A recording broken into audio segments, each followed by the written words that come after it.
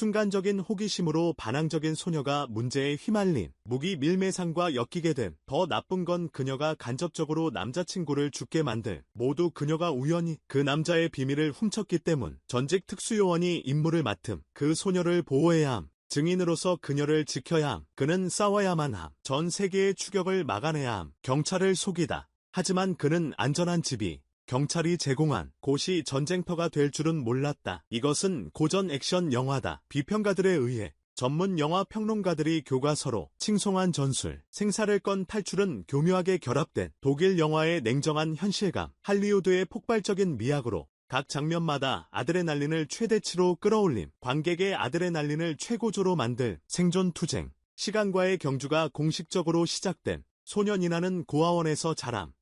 비록 그녀의 남자친구 토니는 단지 5성급 호텔의 직원일 뿐이지만 그는 상류층과 친분이 있음. 여자친구의 호기심을 충족시키기 위해 호텔 규정을 무시하고 음식을 배달하는 틈을 타서 니나를 데려갔어. 맨 위층의 대통령 스위트를 구경시켰어. 처음에는 둘 다 방 주인이 없는 틈을 타서 카드게임을 하려고 했어. 하지만 그 순간 니나는 노트북에 눈길이 갔어. 노트북에 비밀번호가 걸려있는 걸 보고 니나는 자신 있게 쉽게 해킹할 수 있다고 했어. 하지만 아직 행동하기도 전에 방 주인이 토마스가 돌아왔다. 둘은 서둘러 컴퓨터를 들고 탈의실로 숨어들었다. 그들은 그것이 악몽의 시작이라는 걸 몰랐다. 곧이어 토마스 발견했다. 자신의 노트북이 사라졌다는 것을. 그는 악명 높은 무기 밀매상이었다. 그리고 그 노트북에는 매우 중요한 문서들이 담겨 있었다. 토마스, 즉시 적이나 경쟁자가 자신의 문서를 훔쳤다고 추측함. 그는 경호원에게 연락함. 이 일을 최대한 빨리 처리하라고 요구함. 전화를 끊자마자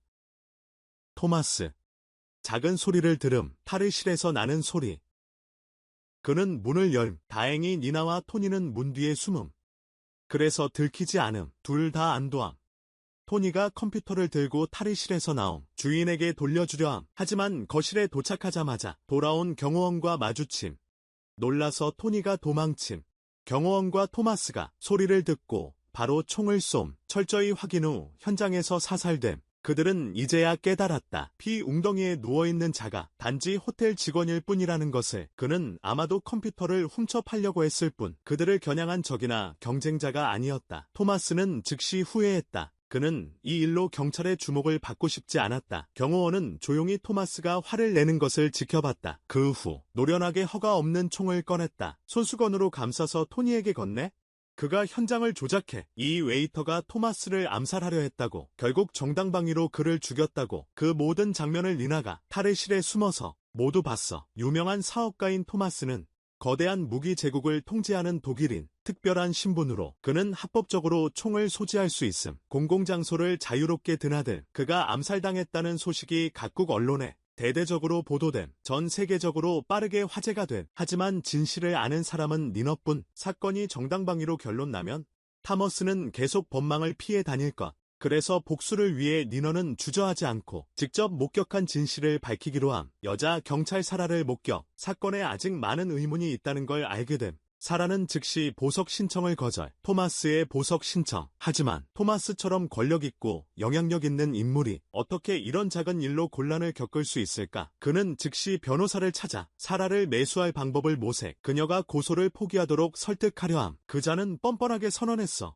니나가 고아에다 도둑질 전과가 있다고. 그런 사람의 증언은 전혀 믿을 수 없다고. 사라가 반박할 줄 몰랐어. 중요한 증인의 증언이 믿을 수 없다고. 그럼 경호원 토마스의 증언은 믿을 만하다는 거야. 사라가 뇌물을 받지 않는 걸 보고 토마스는 그녀의 상사에게 연락할 수밖에 없었어. 경찰서장 카렌에게. 그에게 니나를 빨리 처리하라고 요구. 사라가 이미 토마스를 알고 있었다는 건 예상 못함. 토마스가 쉽게 모든 걸 넘기지 않을 거라는 것도. 그녀는 적시에 니나를 증인 보호 프로그램에 넣음. 그리고 그녀를 안전한 아파트에 숨김. 경찰 카렌의 비밀로 당장은 손을 쓸 수 없었음. 하지만 이미 같은 배를 탔기 때문에 그는 어쩔 수 없이 자신의 권력을 계속 사용하기로 함. 심지어 그는 2명이 콜걸을 증인으로 찾았다. 토마스가 보석으로 풀려나도록 도왔다. 자유를 얻은 후 토마스는 뻔뻔하게 언론 앞에서 자신이 무죄라고 선언하고 니나를 위협했다. 카메라 앞에서 이 장면은 당연히 대중의 분노를 샀다. 하지만 계란을 던지는 것 외에 썩은 계란을 토마스의 고급차에 던지는 것, 그들이 더 할 수 있는 게 뭐가 있을까? 이제는 니나의 안전을 보호하는 방법밖에 없어. 안전한 집에서 사건을 철저히 조사할 시간을 벌 수 있어. 그래서 경찰은 특별히 전직 특수요원을 배치했어. 마이크를 니나의 개인 경호원으로. 이 남자는 강한 기운을 풍겨 실력이 뛰어나. 그날 밤 마이크는 비밀리에 안전한 아파트로 갔어. 암호를 성공적으로 대조한 후 낸 경찰이 집으로 데려감. 둘이 인사 나눈 후 여경 헨리. 막 샤워를 끝내고 거실로 들어옴. 셋이 몇 마디 대화 나눔. 마이크가 니나에게 다가감. 신뢰를 쌓으려 노력함. 하지만 이때 TV에서 갑자기 뉴스가 나옴. 토마스가 무죄 판결을 받고 석방됐다는 소식. 이 소식에 원래부터 괴로웠던 니나가 더욱 힘들어함. 더 우울해짐. 마이크와 대화할 정신이 없음. 잠시 후 레니케를 끝냄. 그리고 안전한 아파트를 떠나 오랜만에 아내와 재회하려 함. 오랜만에 만남. 하지만 길에 나서자마자 암살자들에게 매복당해 즉사함. 그 후 암살자들이 레네키 카드를 가져가 안전한 아파트 건물에 쉽게 잠입. 그들은 완전 무장하고 훈련됨, 체계적으로 훈련됨, 신속하게 경찰의 아파트를 찾음. 그들은 조용히 폭탄을 설치함. 그러나 집안의 세 사람, 아직 다가올 위험을 모름. 니나는 기분이 안 좋아서, 화가 나서 인슐린 주사를 맞지 않음. 병을 관리하기 위해 제 시간에 맞지 않음. 마침 헤일리가 그녀를 설득하려고 할 때 문 밖에서 갑자기 큰 폭발음이 들림. 그 후 큰 무리의 암살자들이 들이닥침. 다행히 마이크가 제때 반응함. 빠르게 총을 꺼내 선두를 쏘아 죽임. 그들이 탄창을 교체하는 동안 기관총 마이크가 기회를 잡아 반격하여 모두를 제압함. 하지만 헨리, 니나를 보호하려다 불행히도 총에 맞아 사망함. 하지만 지금은 슬퍼할 시간이 없어. 마이크는 위험이 아직 끝나지 않았다는 걸 알고 있어. 침착하게 니너를 끌고 가며 자신을 따라오라고 말해. 총을 손에 들고 조심스럽게 밖으로 나가. 다행히도 그들은 안전하게 밖으로 나왔어. 둘 다 안도의 한숨을 내쉬어. 그리고 망설이지 않고 계속 움직여. 하지만 길로 나서자마자 암살자들에게 공격당해. 치열한 총격전 끝에 마이크는 특수요원의 경험과 기술을 활용해 또다시 암살자들을 제압하며 아무런 피해도 입지 않음. 니나는 그의 보호 아래 안전함. 임시로 위험이 사라졌음을 확인한 후 마이크는 즉시 경찰서장 헨리와 연락을 취함. 그는 그들을 안전가옥 2호로 보내려 함. 거기서 몸을 숨기게 하려 함. 하지만 마이크는 경찰 내부에 내통자가 있다고 생각함. 안전가옥조차 더 이상 안전하지 않다고 판단함. 그는 헨리와 지하철역에서 만나기로 약속함. 그리고 그에게 인슐린을 조금 가져오라고 부탁함. 하지만 이때 니나의 상태는 점점 악화됨. 헤일리의 죽음은 그녀를 거의 절망에 빠뜨림. 자신도 분명히 죽을 거라 생각함. 그 모습을 본 마이크는 그녀를 부드럽게 위로함. 자신이 살아있는 한 그녀를 지킬 거라고 약속함. 니나의 눈에 마침내 희망이 비침. 그 후 마이크는 지나가던 차를 빌림. 위급한 상태의 니나를 가 기차역으로 데려감. 지하철에서 얼마 지나지 않아 둘은 헨리를 만남. 하지만 그는 인슐린 한 개만 가져왔음. 니나가 당뇨병에 걸린 걸 알게 된 후 토마스의 세력이 빠르게 시장에 침투. 모든 인슐린 공급을 철저히 통제. 시장에서 약이 사라짐. 마이크는 어쩔 수 없이 수용. 그 후 안전가옥 노출 문제에 대해 헨리에게 질문. 그는 니나를 경찰서로 데려가 보호하자고 제안. 하지만 마이크는 강력히 반대. 지금은 누구도 믿을 수 없다고 생각. 내부자가 정보를 유출했다고 의심. 마이크가 위험을 줄이기 위해 혼자서 니나를 보호하기로 결정. 추적당할 위험. 하지만 헨리, 안전가옥에 있던 두 경찰이 이미 죽었다고 상기시킴. 마이크 혼자서는 빠져나갈 수 없음. 전면적인 조사에 직면해야 함. 헨리가 다른 팀을 보내 니나를 보호하겠다고 함. 마이크가 당연히 반대. 그래서 탈출을 위해 직접 총을 꺼내 헨리를 제압. 그를 기차역 긴 의자에 묶어놓고 니나와 함께 등을 돌려 떠남. 헨리가 막으려 함. 마이크가 지금 떠나면 그를 기소할 거라고. 중요한 증인을 납치했다고. 하지만 대답은 두 사람의 뒷모습뿐. 절망 속에서 헨리는 부하에게 전화할 수밖에. 그들에게 빨리 와서 구해달라고 요청해. 경찰서에 도착해 헨리는 즉시 모든 경찰을 소집해 화를 내. 수배 명령을 내려. 그가 요구해. 모두가 마이크와 니나를 찾아야 해. 도망자들을 최대한 빨리. 헨리가 화를 내고 있을 때 마이크와 니나는 집으로 돌아와 짐을 챙겨 다가올 위험에 대비해. 하지만 그들은 전혀 몰랐어. 경찰 추적팀이 아래층에 도착한 것을. 완전 무장한 대규모 인원이 건물을 포위했어. 어둠을 틈타 마이크가 등록한 아파트로 이동했어. 집안의 두 사람은 여전히 아무것도 몰랐어. 위험이 가까이 다가온 것도, 심지어 음성 메시지를 남길 시간도 있었어. 음성 사서함에서 전 여자친구의 목소리가 들렸어. 동시에 마이크는 밖에 이상한 낌새를 알아차렸어. 하지만 그는 여전히 메시지를 마무리함. 그 후 재킷을 고르고 니너와 함께 방을 나감. 하지만 이상하게도 그들은 완전 무장한 특수부대와 마주치지 않음. 그리고 경찰이 문을 부수고 들어왔을 때 그들은 텅 빈 방만 발견하고 생명의 흔적은 없었음. 특수부대 경험이 있는 마이크는 이미 경계하고 있었음. 그가 경찰서에 등록한 주소, 경찰은 그냥 가짜 주소, 진짜 집은 빈집 위층에 있음. 도망친 후 경찰의 추격을 성공적으로 피한 뒤 마이크는 니나를 외딴 식당으로 데려감. 식사 중에 둘은 서로의 과거에 대해 이야기함. 둘 사이의 이해가 점점 깊어짐. 하지만 이 평온은 오래가지 않음. 순찰 중인 두 경찰, 갑자기 식당에 들어와서 식사하려고 함. 마이크는 바로 경계하며 조용히 그들을 관찰함. 그 후 계산대로 걸어감. 우연히 경찰 두 명이 수배 명령을 받고 있는 걸 봄. 마이과 니너는 그들이 자신을 알아볼 줄 몰랐음. 곧바로 그들은 총을 꺼내 마이크를 체포하려 함. 하지만 마이크의 속도가 더 빨랐음. 그는 단호하게 경찰의 손에 있는 총을 꽉 붙잡음. 그 후 강한 주먹을 날려 그를 기절시킴. 바로 그때 여자 순경이 화장실에서 나옴. 동료가 바닥에 기절해 있는 것을 봄. 그녀는 본능적으로 총을 뽑음. 남자를 겨냥함. 마이크는 당연히 지지 않음. 그도 총을 겨눔. 하지만 여기는 오래 머물 곳이 아님.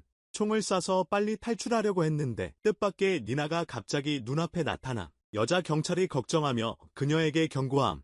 무모한 행동하지 말라고. 더 이상 아무 죄 없는 사람이 다치지 않길 바람. 자신 때문에 더는 마이크는 자신의 임무가 니나를 안전하게 지키는 것이라고 말함. 그리고 그는 직접 위험한 요소를 제거하겠다고 함. 상황이 교착 상태에 빠짐. 그 순간 바닥에 쓰러져 있는 남자 경찰이 있음. 천천히 정신 차리고 총을 잡아 반격하려고 함. 하지만 마이크는 그 의도를 간파함. 동료가 위험에 처할까 걱정함. 여자 경찰은 바로 손을 들고 항복함. 마이크에게 더 이상 누구도 해치지 말라고 애원함. 그렇게 마이크는 두 사람을 쉽게 제압함. 그 후 그는 식당 주방장과 함께 그들을 묶음. 안전하게 식당을 떠난 후 마이크는 옛 친구 루디에게 연락함. 그는 바로 약속 장소로 차를 몰고 옴. 경찰의 추적을 피하기 위해 두 사람은 트렁크에 숨음. 루디는 그들을 외곽 농장으로 데려가려고 함. 하지만 가는 길에 차가 교통법규를 위반하여 경찰에게 적발됨. 처음에는 루디가 여유롭게 대처함. 하지만 경찰은 쉽게 속지 않음. 그는 루디에게 차에서 내려 조사에 협조하라고 요구함. 마이과 니너가 들킬 위기. 하지만 이때 주디가 갑자기 자신이 장애인이라고 밝히며 두 다리가 전장에서 폭탄에 터졌다고 말함. 그래서 경찰의 요구에 협조할 수 없다고 함. 상대에게 자신의 상처를 보여주고 싶어함. 이를 본 경찰은 즉시 미안한 표정을 지음. 미안한 어조로 루디에게 말함. 그 후 그들을 빨리 보내줌. 심지어 조심스럽게 트렁크까지 닫아줌. 그렇게 셋은 무사히 검문소를 통과함. 그 후 루디의 농장에 도착했을 땐 이미 밤이었음. 잠깐의 휴식 후 니나는 호기심을 참지 못하고 마이크와 루디의 과거를 물어봄. 그제야 둘 다 특수부대 출신임을 알게 됨. 옛날 아프가니스탄 전장에서 루디는 불행히도 지뢰를 밟아 두 다리를 잃음. 마이크는 폭격 속에서도 이를 무릅쓰고 죽음의 문턱에서 구해줌. 그래서 마이크가 공경에 처한 것을 알았을 때 루디는 주저하지 않고 도와줌. 다리를 잃었지만 여전히 낙관적임. 심지어 니너를 농담으로 놀림. 다른 한편으로는 니너를 암살하려다 실패한 후 타머스는 즉시 마이크의 신원을 조사하도록 지시함. 결과는 그가 단순한 요원이 아니라는 것. 수많은 전공을 가진 인물임. 그는 용감한 십자 훈장을 받은 적이 있다. 미국 대통령에게서 해군 명예 훈장을 받기도 했다. 마이크의 모든 기록을 읽은 후 토마스는 갑자기 큰 압박을 느꼈다. 그가 혼자서 자신의 암살팀을 전멸시킬 수 있었던 이유를 알았다. 이번에는 방심하지 않았다. 즉시 최고의 용병팀을 고용했다. 마이크와 니나를 철저히 해결하겠다고 맹세했다. 동시에 헨리가 검사 사라를 조사하라고 명령함. 알고 보니 그녀는 마이크의 전 여자친구였음. 이 관계를 바탕으로 경찰이 의심함. 사라가 범죄자를 숨겨준 것과 관련이 있다고. 얼마 지나지 않아 수색 영장을 들고 온 경찰팀이 사라의 저항에도 불구하고 그녀의 아파트를 수색함. 그들이 마이크 사진을 진짜로 찾을 줄은 몰랐어. 그리고 다음 날 사라가 경찰서에 헨리를 찾아갔어. 그녀는 대놓고 그가 어제 발견된 증거를 없애주는 걸 도와주길 바란다고 말했어. 왜냐하면 지금 이 순간 그녀만이 경찰이 토마스를 막는 걸 도울 수 있었으니까. 헨리는 침묵했어. 잠시 후 그는 증거를 부하에게 넘겼어. 그리고 즉시 문서 파쇄기로 없애라고 명령했어. 니나를 쉬게 한 후 마이크가 그들이 겪은 모든 일을 루디에게 이야기함. 그가 듣고 나서 조언하기를 계속 숨어 다니는 대신 왜 우리가 주도적으로 공격해서 해결하지 않느냐고, 토마스를 한 번에 끝내자고 함. 하지만 마이크는 여전히 망설임. 그는 토마스를 알고 있음. 보통 사람이 아님을. 그리고 루디를 계속 연루시키고 싶지 않음. 그래서 그는 임시로 농장에서 숨기로 결정. 경찰이 진실을 조사하고 토마스를 체포할 때까지 기다림. 그때 그의 보호 임무가 완료될 것. 하지만 모든 일이 그렇게 간단할까? 밤이 내려올 때 니나의 기분이 나빠짐. 그녀는 다시 한번 마이크에게 언제 죽을지 물어봄. 마이크는 그녀에게 쓸데없는 생각하지 말라고 함. 그리고 다시 한번 둘 다 죽지 않을 것이라고 확신시킴. 니나는 그의 확신에 안도의 한숨. 마침내 편안하게 잠에 들다. 그 후 세 사람은 농장에서 조용한 삶을 살다 함께 지낸 후 니나와 마이크의 관계는 점점 가까워지다. 모르는 사람들의 눈에는 두 사람은 다정한 부녀처럼 보이다. 그러나 이 평화는 오래가지 않다. 새로운 위험이 조용히 다가오다. 니나가 당뇨병에 걸려 마이가 인슐린을 사러 마을로 가야 해. 하지만 지금 모든 약은 토마스가 통제하고 있어서 인슐린을 사기 더 어려워. 더 나쁜 건 루디의 전화가 갑자기 와서 토마스의 살인자들이 찾아왔다는 소식을 전해 듣자마자 마이크는 즉시 차를 돌려 농장으로 돌아가. 그동안 루디는 니나에게 비밀방으로 숨으라고 하고 자신은 휠체어 아래에 숨겨둔 총을 꺼내. 그리고 그는 재빨리 현관문을 잠가 마이크가 집에 돌아오길 기다리며 시간 끌기. 예상치 못한 상황. 암살자들이 문을 두드려도 반응 없자 문을 부수고 바로 들어옴. 자신들을 순찰 경찰이라 주장. 집을 샅샅이 뒤지기 시작. 주디는 약하고 무해한 척하며 주의를 분산시키려 함. 암살자 두목은 그가 장애인인 걸 보고 경계를 풀어버림. 하지만 곧 암살자들이 생활 흔적을 발견했어. 다른 사람들의 집에서. 이것은 분명히 누군가가 방에 숨어 있다는 것을 의미해. 두목의 냉혹한 눈빛이 루디에게 신호를 보냈어. 최선은 스스로 명확히 설명하는 것. 그렇지 않으면 대가를 치르게 될 거야. 위기의 상황.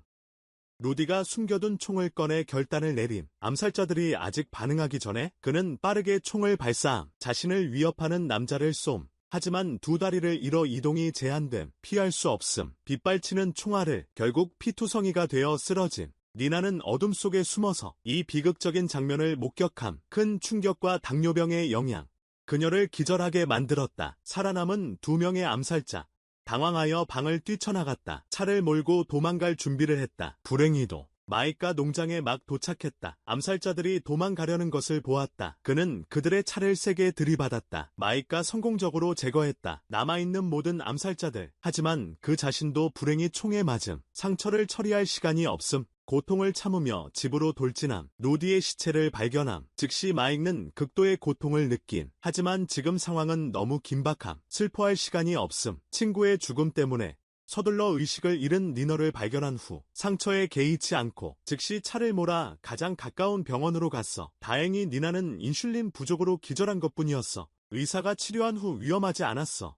하지만 총상으로 인한 마이크의 상처는 점점 심각해졌어. 상처가 감염되기 시작했어. 제때 치료하지 않으면 분명히 고열과 합병증이 생길 거야. 절망 속에서 그는 몰래 응급처치 도구를 몇 개 가져갈 수밖에 없었어. 하지만 불행히도 이 행동이 한 의사에게 발각됐어. 그가 총에 맞아 다친 것을 본 의사는 공식적인 치료를 거부했어. 의사는 즉시 이상한 점을 알아챘어. 그녀는 등을 돌려 경찰에 전화했어. 이 전화는 마이크와 니나를 폭풍의 중심으로 몰아넣었어. 또다시 토마스의 세력, 경찰 통신 시스템에 침입함. 그래서 두 사람의 행적이 즉시 드러남. 하지만 의사의 전화 행동이 마이크의 주목을 끌게 됨. 병원이 더 이상 안전한 장소가 아니라는 것을 알게 됨. 간단한 상처를 처리한 후 마이크는 니너를 데리고 떠날 준비를 함. 하지만 한 발 늦음. 이때 타머스가 보낸 용병팀이 도착함.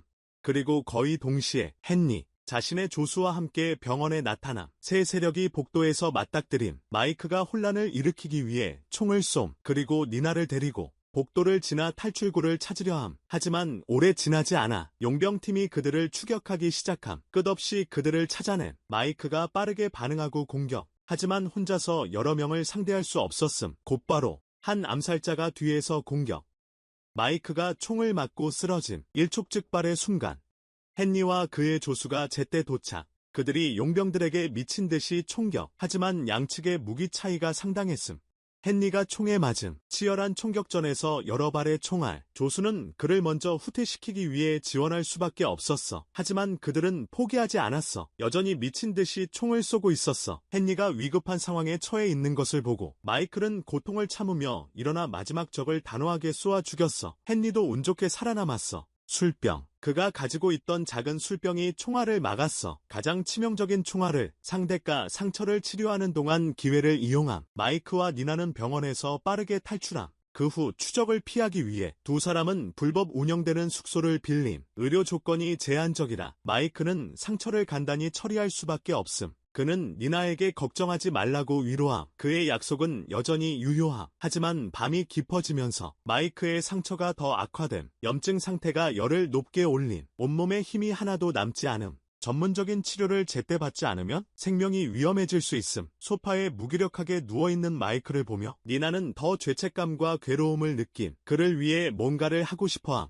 하지만 문 밖으로 나가면 그들의 행적이 드러날 수 있음. 병원에 가서 치료받는 것은 말할 것도 없음. 마이크는 처음에는 이를 악물고 견디려고 함. 하지만 니나가 걱정하는 모습을 보고 결국 그녀가 도움을 찾도록 허락함. 밖에서 니나가 혼란스러워하는 마이크를 부축하며 길로 나감. 그 후 그녀는 자신의 자동차 절도 기술을 사용해 성공적으로 길가에 있는 차를 확보함. 마이크는 정신을 유지하려 노력하며 휴대폰에서 지도를 열고 전 여자친구 사라의 주소를 표시함. 그 후 니나는 배선 연결 방식을 사용해 차를 시동 걸고 그를 목적지로 데려감. 하지만 가는 길에 순찰 중인 경찰 2명을 만나 식당에서 마주쳤던 경찰들. 니나는 그들을 대면하기로 결심함. 남자 경찰은 그녀가 장난치는 줄 암. 상황을 모르고 그녀를 체포하려고 함.